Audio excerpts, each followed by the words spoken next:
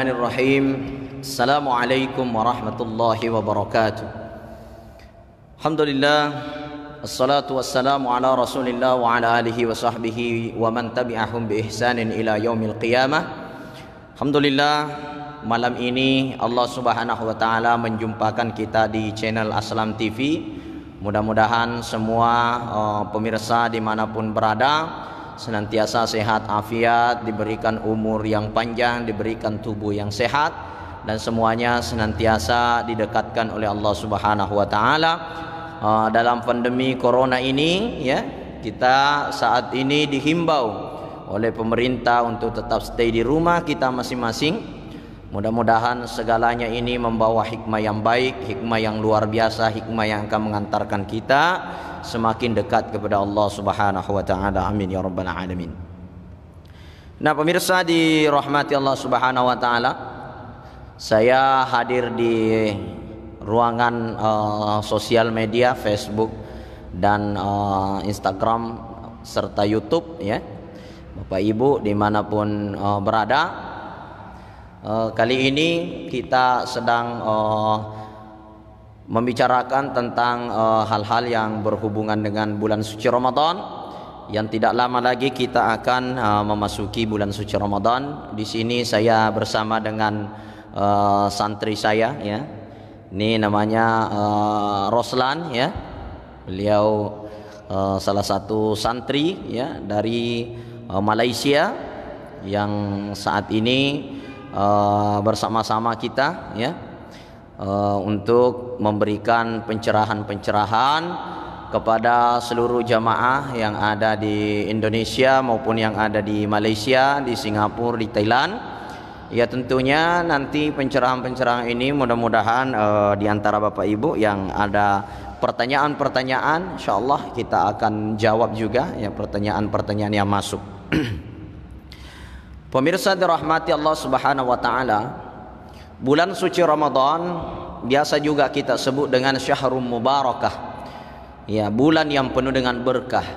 Dan juga biasa disebut dengan Syahrul Ni'mah, bulan yang penuh dengan nikmat. Dan juga biasa disebut dengan Syahrul Maghfirah, bulan yang penuh dengan ampunan Allah Subhanahu wa taala. Nah, apa yang menyebabkan bulan suci Ramadan ini disebut sebagai bulan rahmat, bulan nikmat, bulan ampunan? Tentunya itu diambil dari berbagai sumber-sumber hadis Rasulullah sallallahu alaihi wasallam maupun diambil dari Al-Qur'anul Karim yang telah ditunjukkan langsung dari Allah Subhanahu wa taala. Seperti kalimat dalam Al-Qur'an yang sudah umum didengarkan dari ustadz-ustadz kita, dari penceramah-penceramah kita. Ya ayyuhalladzina amanu kutiba alaikumus siyam kama kutiba alal ladzina min qablikum la'allakum tattaqun. Ya ayyuhalladzina amanu, wahai orang-orang yang beriman, kutiba alaikumus siyam, diperintahkan kalian untuk berpuasa. Kama kutiba 'alal ladzina min qablikum, ya, sebagaimana diwajibkan kepada umat-umat terdahulu. Ya, tujuan daripada puasa itu, output daripada puasa itu tidak ada yang lain kecuali la'allakum tattaqun, untuk melahirkan orang-orang yang senantiasa bertakwa kepada Allah Subhanahu wa taala. Jadi tujuan daripada puasa itu adalah ketakwaan. Itu tujuan utama. Sehingga dalam satu hadis Rasulullah sallallahu alaihi wasallam yang diriwayatkan oleh Ibnu Majah, selalu kita dengarkan, man qama ramadhana imanan wa ihtisaban ghufira lahu ma taqaddama min zambi. Dalam riwayat Muslim, man shama ramadhana imanan wa ihtisaban ghufira lahu ma taqaddama min zambi. Jadi kalimat Ramadan ini ya, man qama ramadhana, siapa yang menghidupkan bulan-bulan Ramadan ya, siapa yang mendirikan ibadah-ibadah pada bulan Ramadan, artinya menggiatkan ibadah-ibadah wajib maupun ibadah sunnah pada bulan suci Ramadan, maka ia mendapatkan imanan wahtisaban. Ini syarat, imanan wahtisaban, dengan iman dan ihtisab. Ya, para ulama kita mengatakan apa itu al-ihtisab? Al-ihtisab bermakna al-istiqamah. Jadi ihtisab itu maknanya adalah istiqamah. Jadi hakikat daripada puasa Ramadan, hakikat dari amalan-amalan di bulan suci Ramadan, ia akan mendapatkan satu fasilitas dari Allah Subhanahu wa taala dengan mendapatkan predikat la'allakum tattaqun. Sebagai orang-orang yang bertakwa, dua syarat yang harus dipenuhi pada bulan suci Ramadan. Syarat yang pertama yaitu imanan. Bagaimana ia mendirikan ibadah-ibadah pada bulan suci Ramadan, ia mendirikan berbagai macam amalan-amalan pada bulan suci Ramadan, imanan, dengan iman penuh keyakinan kepada Allah Subhanahu wa taala. Ya. Jadi tentunya kita di bulan Ramadan itu akan tergoda dengan berbagai macam hal-hal yang tentunya akan menggoyahkan iman kita. Seperti kita menjumpai orang-orang yang pada bulan suci Ramadan ia tidak melaksanakan puasa dengan niat tulus untuk Allah, tapi kemungkinan hanya ikut-ikutan, ya. Ataupun biasanya kita semangat tarwih, ya, kita semangat tarwih ke masjid. Itu disebabkan karena kemungkinan belum tentu dari iman yang menggejolak dalam hati. Tapi kita datang ke masjid hanya mungkin ikut-ikutan, ogah-ogahan, karena semua orang beramai-ramai ke masjid, maka kita juga ikut untuk beramai-ramai menuju ke masjid. Sehingga untuk melatih daripada keikhlasan kita itu, Masya Allah, ada hikmah yang besar pada tahun ini. Hadirnya corona menyebabkan kita dilarang untuk berangkat. Itu tidak dianjurkan, bahkan dihimbau untuk tidak melaksanakan sholat tarawih berjamaah di masjid. Karena kenapa? Ya, kita menarik sebuah hikmah bahwa kita ingin memperlihatkan hati yang tulus, betul-betul imanan, ya. Kita ibadah hanya karena iman yang tulus dari hati yang suci dan paling dalam untuk beribadah kepada Allah Subhanahu wa taala. Ya. Kemudian setelah imanan ini terdapat kalimat wahtisaban, ya. Jadi kita mendirikan ibadah-ibadah pada bulan suci Ramadan dengan ihtisab. Al-ihtisab bermakna al-istiqamah. Ya, jadi ini penjelasan Syekh Athaillah As-Sakandari di juz 2 kitab Al-Hikam. Itu dikatakan makna daripada ihtisab itu adalah istiqamah. Ya, apa itu istiqamah? Nah, ini penting ini. Ketika di bulan suci Ramadan kita rajin sholat, ya. Pada bulan suci Ramadan takut berbohong karena dia tidak ingin makruh, apalagi sampai tidak mendapatkan pahala daripada ibadah puasanya, ya. Ataupun di bulan Ramadan mereka takut menggibah, di bulan Ramadan dia tidak ingin bermaksiat karena dia merasa dirinya berpuasa, ya. Sehingga keluar daripada bulan suci Ramadan mereka tetap memperbanyak ibadah istiqamah seperti apa yang dia lakukan pada bulan Ramadan. Inilah orang yang akan mendapatkan predikat nanti dengan mendapatkan ampunan yang penuh dari Allah Subhanahu wa taala atas dosa-dosa yang pernah dia lakukan yang berlalu. Itu makna daripada hadis Rasulullah sallallahu alaihi wasallam yang dijabarkan oleh Syekh Athaillah As-Sakandari, yaitu man qama ramadhana, siapa yang menghidupkan bulan suci Ramadan imanan wahtisaban, dengan iman dan ihtisab, ya, ghufira lahu ma taqaddama min zambi, maka dia mendapatkan predikat ampunan dari Allah Subhanahu wa taala atas dosa-dosa yang pernah dilakukan. Maka disitulah ditarik sebuah kesimpulan oleh jumhur ulama bahwa bulan Ramadan itu adalah syahrul mubarakah, bulan yang penuh dengan berkah, syahrun ni'mah, bulan yang penuh dengan nikmat, syahrul maghfirah, bulan yang penuh dengan ampunan. Nah, pemirsa dirahmati Allah Subhanahu wa taala, juga salah satu kemuliaan di bulan suci Ramadan, ada malam-malam di bulan Ramadan, di malam ganjil akhir-akhir bulan Ramadan itu yang disebut dengan Lailatul Qadar. Ya, ini kemuliaan juga ini. Karena Lailatul Qadar ini disebutkan dalam Al-Quran, khairum min alfi syahrin tanazzalul malaikat warruhu fiha biidni rabbihim min kulli amr. salamun hiya hatta matla'il fajr. Ya, ini kemuliaan yang ada dalam bulan suci Ramadan itu salah satunya adanya malam Lailatul Qadar. Apa Lailatul Qadar itu? Khairum min alfi syahr. Ya, lebih baik daripada alfi syahrin, ya, 1000 bulan. Ya, ini kemuliaan yang ada di dalam bulan suci Ramadan. Makna daripada malam Lailatul Qadar itu lebih mulia daripada 1000 bulan.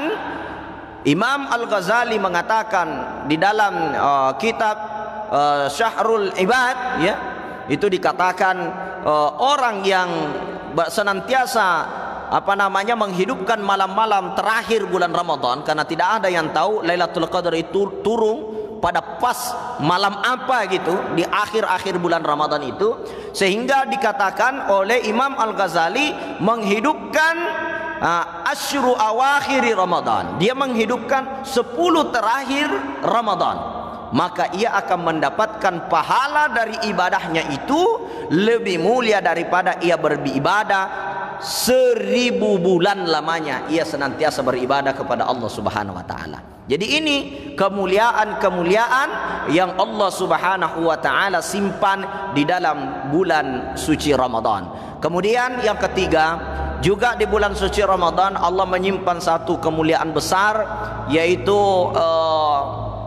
yang biasa kita sebut dengan malam nuzulul Quran. Ya, malam nuzulul Quran. Jadi di dalam bulan suci Ramadan juga terdapat satu malam di mana kita ketahui bahwa Al-Quran itu adalah mukjizat terbesar bagi Nabi Muhammadin sallallahu alaihi wasallam. Ini mukjizat terbesar di antara banyaknya mukjizat yang diberikan kepada Nabi Muhammad sallallahu alaihi wasallam. Terdapat perbedaan pendapat ulama di kalangan ulama salaf tentang mukjizat Nabi. Ada yang mengatakan mukjizat Nabi ada 90, ada yang mengatakan ada 70, ada yang mengatakan mukjizat Rasulullah hanya yang terdapat dalam hadis sahih itu cuma 4. Nah, itu tidak perlu kita perdebatkan tentang mukjizat para nabi, karena makna daripada mukjizat itu adalah suatu keajaiban yang diberikan oleh Allah yang tidak dimiliki oleh makhluk-makhluk yang lain, yang mukjizat itu diberikan kepada para nabi dan rasul. Itulah sehingga disebut al-mu'jizah. Jadi ini mukjizat yang diberikan oleh Allah Subhanahu wa taala, di antara mukjizat yang paling besar. Selain Rasulullah bisa mengeluarkan air dari sela-sela jarinya, kemudian Rasulullah sallallahu alaihi wasallam diberikan juga mukjizat oleh Allah Subhanahu wa taala dengan dihadirkannya Isra wal Mi'raj. Rasulullah diperjalankan ke langit yang ketujuh, ia bertemu langsung dengan Allah. Bahkan dia disambut langsung oleh Allah, bertatap muka dengan Allah dengan ucapan assalamu alayka ayyuhan nabiy wa rahmatullahi wa barakatuh. Kemudian Rasulullah menjawab assalamu alayna wa ala ibadillahi sholihin. Bercakap-cakap dengan Allah di atas langit yang ketujuh yang disebut dengan al-mustawa atau sidratul muntaha. Nah, ini satu mukjizat. Ya, dan kita ketahui pada saat Rasulullah Isra Mi'raj itu malah dia diberikan satu hadiah besar, yaitu salat 5 waktu. Dalam riwayat yang lain Rasulullah memang secara resmi naik ke atas langit Isra Mi'raj itu menerima salat 5 waktu, tapi beberapa kali Rasulullah diundang oleh Allah untuk bertemu langsung dengan Allah, untuk berbicara dan bercakap-cakap langsung dengan Allah Subhanahu wa taala. Termasuk Rasulullah sallallahu alaihi wasallam ini mendapatkan satu mukjizat, yaitu ia bisa bertemu langsung dengan Allah di arasnya Allah Subhanahu wa taala, bertemu langsung dengan Allah Subhanahu wa taala di Baitul Ma'mur, ya. Jadi di kalangan ulama, ini jumhur ulama mengatakan Ka'bah itu ada 2, ya. Ada Ka'bah di bumi, ada Ka'bah di langit, yaitu. Jadi Baitul Ma'mur itu adalah Ka'bah yang ada di langit, ya. Sedangkan Ka'bah yang ada di bumi yaitu yang ada di Masjidil Haram kota Makkah, ya. Ini ditempati oleh orang-orang yang ada di bumi, makhluk-makhluk yang ada di bumi ini melaksanakan tawaf di Ka'bah yang ada di bumi. Kemudian di langit itu pun ditempati untuk bertawaf makhluk-makhluk Allah yang ada di langit yang disebut dengan Baitul Ma'mur. Baitul Ma'mur sepakat 4 imam mazhab Maliki, Hanafi, Hambali, Syafi'i, semua sepakat bahwa Baitul Ma'mur sejajar dengan Ka'bah yang ada di bumi. Ini mukjizat Rasulullah sallallahu alaihi wasallam. Ia beberapa kali dipanggil oleh Allah Subhanahu wa taala bertemu langsung dengan Allah di Baitul Ma'mur. Kemudian Rasulullah sallallahu alaihi wasallam memiliki mukjizat yang paling besar, yaitu Al-Qur'an. Dan Al-Qur'an itu diturunkan oleh Allah Subhanahu wa taala pada bulan suci Ramadan, sehingga bulan Ramadan ini disebut sebagai Syahrul Mubarakah, ya. Bahkan di dalam kitab Al-Ashirah Al-Muwajibatu li Mahabbatillah, ya, karya Ibnu Qayyim Al-Jauziyah rahimahullah taala, itu dijelaskan bahwa Al-Qur'an itu diturunkan di bulan suci Ramadan, sehingga disebabkan bulan suci Ramadan disebut juga Syahrun Nur, ya. Ya, bulan cahaya, karena disitulah turun cahaya yang paling besar untuk manusia sebagai lampu sulu, penunjuk jalan terbesar bagi seluruh umat yang ingin selamat dunia dan akhirat, yaitu Al-Quranul Karim, ya, di bulan suci Ramadan. Makanya itu dalam satu riwayat itu dikatakan, taraktu fikum amrainikum lan tadillu ma tamassaktum bihima. Kutinggalkan 2 perkara bagimu, apabila kamu berpegang teguh kepada kedua perkara ini, lan tadillu, sungguh kamu tidak akan pernah tersesat. Apa itu? Al-Quran wa sunnati, Al-Quran dan sunnahku, kata Nabi SAW. Hadis ini diriwayatkan oleh Malik radhiyallahu an, ya, dan hadis ini disahihkan oleh Imam An-Nawawi, ya. Maka dari itu pemirsa Facebook dimanapun berada, tentunya kita sepakat bersama bahwa bulan suci Ramadan itu adalah bulan yang sangat dimuliakan oleh Allah Subhanahu wa taala, sehingga kehadiran bulan suci Ramadan itu selayaknya kita bergembira. Ya, pemirsa dirahmati Allah, diibaratkan oleh seorang ulama besar Syekh Athaillah As-Sekandari, pengarang kitab Al-Hikam, ya, beliau menjelaskan bahwa kehadiran bulan suci Ramadan, ketika seorang yang mengaku beriman namun ia tidak bergembira atas kedatangan bulan suci Ramadan, maka ketahuilah orang itu telah dikunci mati hatinya. Ini jadi kalimat ini tentunya merujuk daripada hadis Rasulullah sallallahu alaihi wasallam tentang pentingnya kita bergembira atas kedatangan bulan suci Ramadan, karena ia adalah bulan maghfirah, ia adalah bulan nikmat, dia adalah syahrul mubarakah. Ya, ini bulan suci Ramadan adalah bulan yang lebih mulia daripada 1000 bulan, karena di dalamnya ada Lailatul Qadri khairum min alfi syahr. Ya, di situ tanazzalul malaika, Allah turunkan para malaikat. Jadi disinilah kemuliaan daripada bulan suci Ramadan.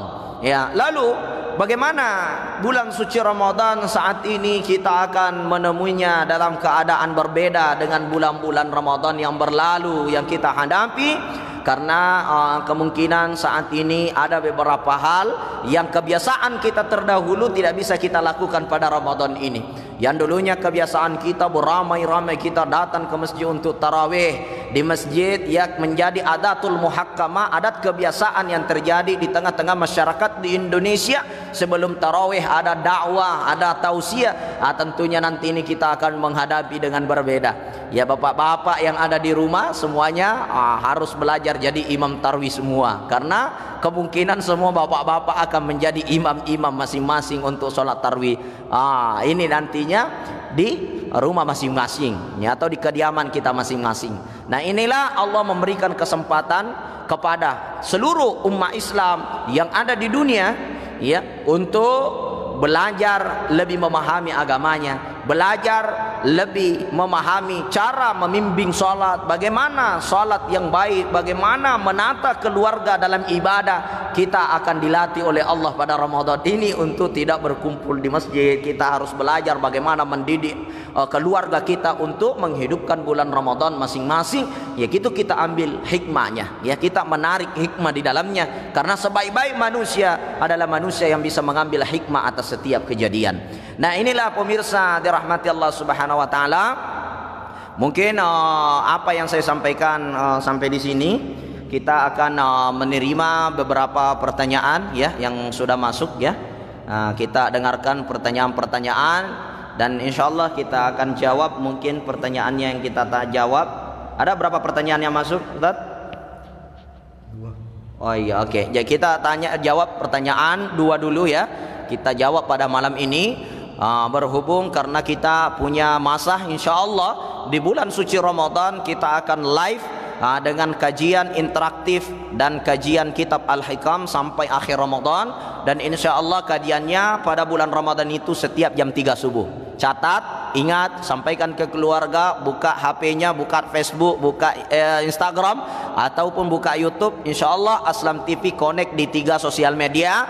Nantinya kita bisa tonton live langsung dan bisa bertanya secara langsung, dan insyaallah kita akan jawab pertanyaan setiap malam-malam bulan Ramadan, dan jam 3 subuh insyaallah kita live dan akan memberikan pencerahan. Nah, kita akan jawab pertanyaan. Silakan dibacakan pertanyaannya, Ustaz. Bismillahirrahmanirrahim. Assalamualaikum warahmatullahi wabarakatuh. Assalamualaikum warahmatullahi wabarakatuh. Nahmaduhu wa nusalli wa nusallim ala rasulil karim. Ustaz, kita sering dengar ya kalau bulan Ramadan itu syaitan semua di penjara. Bagaimana menurut Ustaz? Oke, ya. Ya, jadi ada pertanyaan yang masuk telah dibacakan sama Ustadz Ruslan ya. Bagaimana pada bulan Ramadan itu sering kita dengar bahwa setan-setan di penjara ya. Bagaimana tanggapan Ustadz? Ya betul. Jadi ketika kita mengambil sebuah analogi ya, pada bulan suci Ramadan itu setan-setan di penjara. Ya, dan itu dijelaskan dalam 2 riwayat yang disahihkan oleh para ulama muhaddits kita ya. Yaitu pada bulan suci Ramadan ya setan-setan dirantai, kemudian pintu neraka ditutup ya. Jadi pada bulan suci Ramadan itu kemuliaannya salah satunya ini ya. Lalu bagaimana pandangan Ustaz tentang pada bulan suci Ramadan setan-setan itu di penjara? Jadi begini, kenapa pada bulan Ramadan banyak juga orang yang menipu, banyak orang yang tidak sholat, ya, banyak juga orang tidak puasa, banyak juga orang berbuat maksiat. Ini berarti setan ini masih banyak. Nah, untuk menjawab pertanyaan ini, setan itu di penjara pada bulan Ramadan saja. Di luar bulan suci Ramadan itu setan bebas menggoda anak cucu Adam. Sehingga setan-setan ini senantiasa menggoda manusia pada 11 bulan ya. Hanya 1 bulan di penjara. Jadi mulai dari Muharram ya, Muharram, Safar, Rabiul Awal, Rabiul Akhir, Jumadil Awal, Jumadil Akhir ya, Rajab, Syaban. Hanya Ramadan saja setan di penjara. Sedangkan di bulan-bulan yang lain 11 bulan lamanya setan ini bebas menggoda manusia. Ya, gitu. Saya berikan analogi, kalau ada pemain bola dilatih main bola 11 bulan. Ya. Walaupun pelatihnya di penjara, anak buahnya sudah bebas, sudah hebat karena sudah dilatih 11 bulan. Ya, jadi kalau ada orang di bulan Ramadan masih maksiat, masih berbuat maksiat, tidak puasa, masih menipu orang, masih banyak berbohong, ini tanda-tandanya sudah dilatih setan selama 11 bulan. Dia sudah terlatih, bosnya di penjara, tapi anak buahnya masih berkeliaran. Itu. Jadi kalau ada orang tidak puasa bulan Ramadan, masih maksiat bulan Ramadan, tanda-tanda sudah dilatih oleh setan. Ini anak buahnya setan ini. Ya, jadi itu jawaban saya ya. Analoginya ya pemirsa, sudah terjawab pertanyaan kita ini. Setan di penjara, anak buah setan ini banyak ini. Ya, manusia yang telah dilatih dan dibina oleh setan. Ya, karena setan ini kendaraannya adalah kita. Hawa nafsu kita, hati kita itu menjadi kendaraan setan. Ya. Wa may ya'shu an dzikrir rahman nuqayyid lahu syaitana fahuwa lahu qarin. Ya itu. Siapa yang jauh dari mengingat Allah, siapa yang jauh berzikir kepada Allah, siapa yang jauh dari ketaatan kepada Allah, nuqayyid lahu syaitana. Allah jadikan setan di hatinya. Kemudian setan itu fahuwa lahu qarinun. Setan itu yang menjadi karib kerabatnya, menjadi temannya, menjadi pelatihnya. Jadi bosnya di penjara tapi anggotanya masih banyak. Ya, saya kira seperti itu ya. Nah, silakan, masih ada pertanyaan yang lain? Jadi Ramadan ini kita menghadapi kondisi yang berbeda dari Ramadan-Ramadan yang lalu. Karena ini kita menghadapi corona ya. Bagaimana menurut Ustadz dengan corona ini? Apakah amalan-amalan sama dengan bulan-bulan Ramadan yang lalu? Oke. Ya, apa tadi? Apakah amalan-amalan sama di bulan Ramadan yang lalu? Oke. Jadi pertanyaannya, kondisi Ramadan tahun ini ya sepertinya berbeda dengan tahun-tahun yang lalu. Apakah amal-amal ibadah yang kita lakukan seperti sholat di rumah ya, sholat Jumat di rumah, kita ganti dengan sholat duhur ya. Kemudian kemungkinan dulunya kita ke masjid subuh, sudah berangkat ke masjid, kita dengar ceramah, apakah pahalanya sama ya di bulan Ramadan ketika kita sholat tarawih di rumah? Ya sama, bahkan bisa mendapatkan pahala yang lebih, tergantung bagaimana kita menyikapi amalan-amalan ibadah yang kita lakukan ya. Seperti ulama sudah menyampaikan ya, kita sholat tarawihnya di rumah masing-masing. Insya Allah kita ikhlas, kita ajak keluarga anak-anak, bangunkan kita sholat tarawih sama-sama, pahalanya sama saja dengan yang kita lakukan di masjid. Karena posisinya saat ini kita berada dalam keadaan darurat, disebabkan kalau kita ke masjid bisa membawa mudarat bagi diri kita maupun bagi orang lain. Sehingga kita ikuti protokol pemerintah, protokol ulama kita, bahwa kita sholatnya di rumah masing-masing. Dan ketika kita taati itu, kita ikuti, kita tetap sholat ibadah di rumah, ngaji, baca Quran, dan insya Allah pahalanya sama dengan Ramadan yang lalu. Dan mudah-mudahan dengan amalan kita Allah memberikan hikmah-hikmah, kita belajar di rumah masing-masing ya, kita mengajak saudara keluarga kita sholat di rumah. Nah, dengan ibadah-ibadah ini yang kemungkinan bisa lebih ikhlas kepada Allah, dengan keikhlasan salat tawajjuh kepada Allah, memohon kepada Allah, belajar agama untuk mendidik anak di rumah sendiri, itu pahalanya kemungkinan bisa lebih banyak daripada kita selalu mengikut kepada imam. Ya, ini kita ambil tawajjuh hikmah ya, kita ambil hikmah.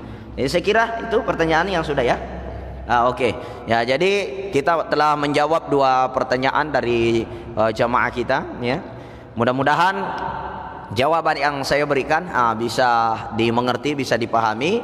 Bagi teman-teman sahabat yang belum mengerti, belum terlalu paham dari apa yang kami jabarkan dan apa yang kami bahas pada kesempatan dan malam yang sangat berbahagia ini, silakan ikuti terus siaran live kita yang insya Allah di bulan Ramadan setiap jam 3 subuh kita akan live dengan kajian kitab Al-Hikam, dan tetap kita akan tutup dengan wejangan-wejangan interaktif dan pertanyaan-pertanyaan yang akan kita jawab.